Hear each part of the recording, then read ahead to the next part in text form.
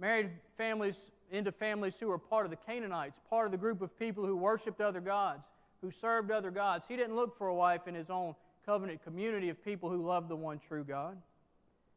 Genesis chapter 26 says that Esau's Hittite wives brought grief to Isaac and Rebekah. After Jacob deceived Isaac and he stole Esau's blessing, Esau allowed the root of bitterness to grow in his heart and turn into hatred, so much so that he planned to kill Jacob.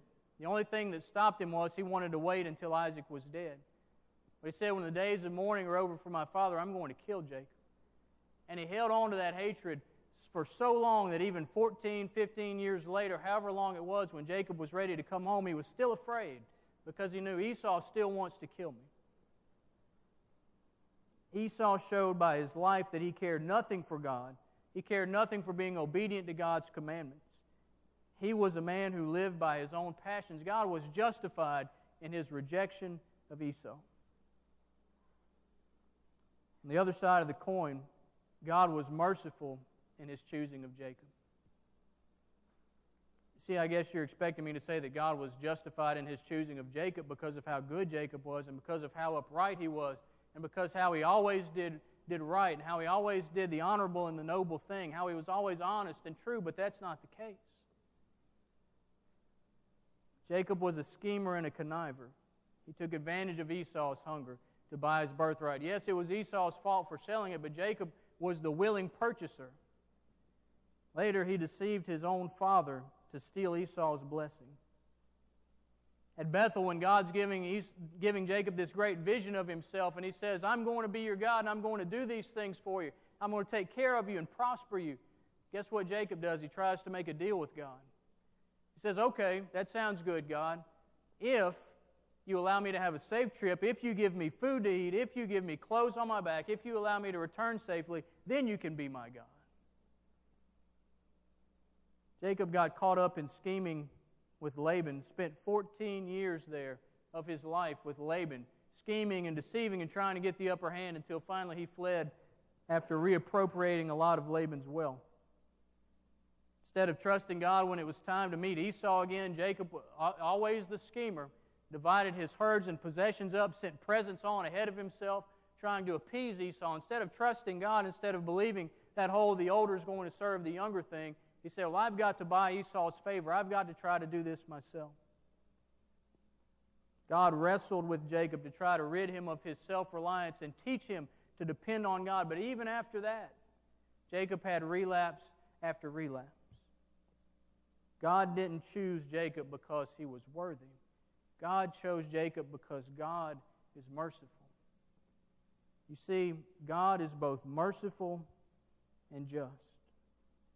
God was just in his rejection of Esau. God was merciful in his choosing of Jacob.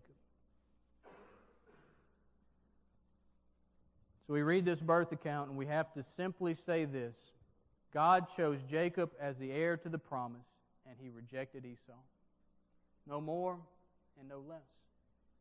Why did God do that? Because he is sovereign, because he is both merciful and just. And we need to remember these two things about God. You see, God is sovereign. And I don't know whether you've acknowledged that, whether you have humbled yourself under that truth or not, but he is sovereign. He is in control of everything. You are in control of nothing. Nothing. Nothing. You do not control whether you live out this minute, this hour, this day. You don't control whether you draw your next breath. You are in control of nothing. God is sovereign. Whether you believe it or not, it does not change the fact that that is so. Have you humbled yourself under that truth that God is sovereign? It should be a comfort for us because we realize that there's nothing out there that's outside of God's control. There's nothing that can take place that God doesn't cause or allow. Nothing, because he is sovereign. Then on the other side of that, God is both merciful and he is just. When we have these questions that God's sovereignty causes to arise inside of us, like, okay, God, if you're sovereign, then why do these terrible things happen? Why is there this tragedy? Why do good things happen to bad people? Why? And I don't know the answers to those things. But we can rest in this: God is both merciful and he is just. You know, Job asked this rhetorical question, shall the God of the universe do wrong? And the obvious answer was no. No. God will never do wrong. He is merciful and just. And so when we look around and we say, God, why did you allow me to be born in a place like this, a nation where I enjoy freedoms, to parents who love me and who brought me to church? Why did you give me a chance to be exposed to your word and to hear truth about you? God, why did you allow me to say yes to your son and have a relationship with you? And then why is there this person on the other side of the world who had none of that, who will grow up and who will live and die and never hear the name of Jesus Christ? Why, God? I don't know the answer to that. But I know that God is sovereign. And I know that God is both merciful and just. I know that apart from God's mercy, that would be me. And I know that if that were me, that God would be completely justified in whatever end He saw fit to see me to. God is sovereign, and God is merciful, and God is just. And God chose Jacob, and He rejected Esau, and He did it because He is God.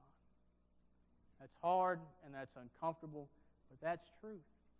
And we need to hang on to these truths. We need to order our lives under these truths.